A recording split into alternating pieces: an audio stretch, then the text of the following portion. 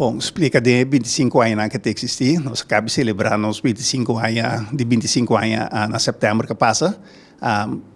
Último tempo, nós visto nós concentrar mais na proteção de papiamento, que o que tem será que nós tem um lobby também na Friesland, que tem a organização EBLT, pero nós tem lobby também do Parlamento Europeu, nós tem lobby do Parlamento holandês mesmo, nós tem que o qual é necessário para lograr proteção aí. Então, vamos dizer, nós está inventarizando também costume de comunidade antiana rubiana na Holanda para mirar que é possível que não aparecer a lista de inventarização holandesa.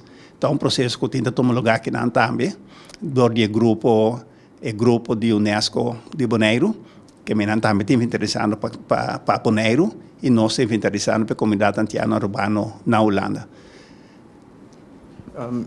Conta que parte de papiamento na escola na Holanda? Bom, estava tem uma escola em anos 90 que estava dando papiamento. Estava um êxito rotundo, não somente uma combinação de papiamento com o espanhol, estava é muito temporada de exame espanhol também, o que significa que é muito antiano, que está se exame espanhol na Holanda, estava é bom cifra, só o que está estimular que não estava slag. Que vem a porcentagem de muito antiano que estava slag 12, estava mais alto. Pero onde usa papiamento, que tem um bom contato entre escola e maior. E esse está beneficiando naturalmente, e o resultado não é muito, para sombra é maior na altura de que está passando na escola, é maior por comunicar aqui com o senhor, estimular o senhor de maneira na papiamento, de maneira que eu trobe a escola que possa usar de papiamento por três de lá que está o problema, que está o desejo, que a escola pode ajudar a trobe.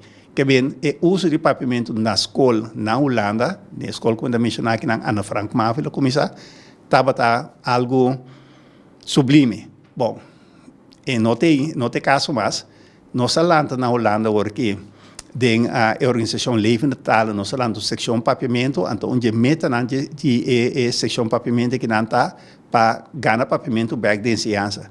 Para todo motivo como mencionar, para todo benefício que está dando, que pode dar e essa que trobe na benefício de nós.